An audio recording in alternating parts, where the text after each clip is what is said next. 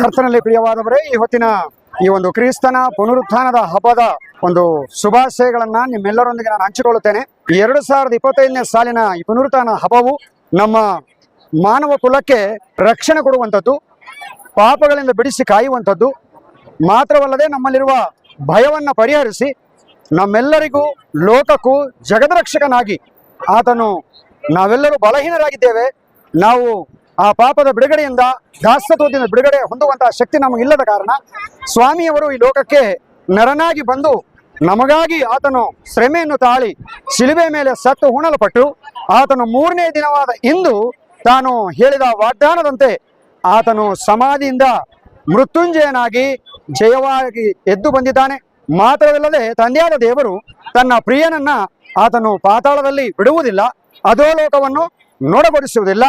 ಆತನು ಆತನ ಮಗನಾದನ್ನ ಪ್ರಿಯ ಯೇಸು ಸ್ವಾಮಿಯನ್ನ ಮೇಲಕ್ಕೆತ್ತಿದ್ದಾನೆ. ಇವತ್ತಿನ ದಿವಸ ನಮ್ಮೆಲ್ಲರಿಗೆ ರಕ್ಷಣೆ ದೊರಕಿದೆ.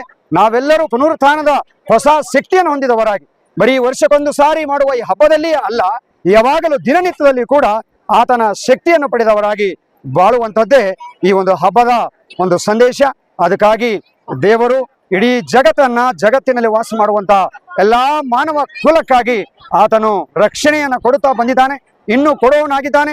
ನಿಜವಾಗಲೂ ನಾವು ಆತನು ಮಾಡಿದಂತ ಒಂದೊಂದು ಉಪಕಾರವನ್ನ ನಾವು ಎಷ್ಟು ನೆನೆಸಿದರೂ ಕಡಿಮೆ ಇದೆ. ಅದಕ್ಕಾಗಿ ನಾವು ಪಾಪಿಗಳಾದರೂ ಕೂಡ ನಮ್ಮನ್ನೇ ಪ್ರೀತಿ ಮಾಡಿ, ಆತನನ್ನು ನಾವು ಪ್ರೀತಿ ಮಾಡದೇ ಹೋದರೂ ಕೂಡ ನಮ್ಮನ್ನು ಪ್ರೀತಿ ಮಾಡಿ ನಮಗೋಸ್ಕರವಾಗಿ ಪ್ರಾಣ ಕೊಟ್ಟು 3 ದಿನಗಳಲ್ಲಿ ಆತನು ಸಮಾಧಿಯಿಂದ ಎದ್ದು ಬಂದಿದ್ದಾನೆ. ಅದಕ್ಕಾಗಿ ನಿಮ್ಮೆಲ್ಲರಿಗೂ ಮತ್ತೊಂದಾ ಸಾರಿ ಈ ಗುಡ್ ಫ್ರೈಡೆ ಹಬ್ಬದ ಶುಭಾಶಯಗಳನ್ನು ತಿಳಿಸುತ್ತಾ ಜಯ ಕ್ರಿಸ್ತ.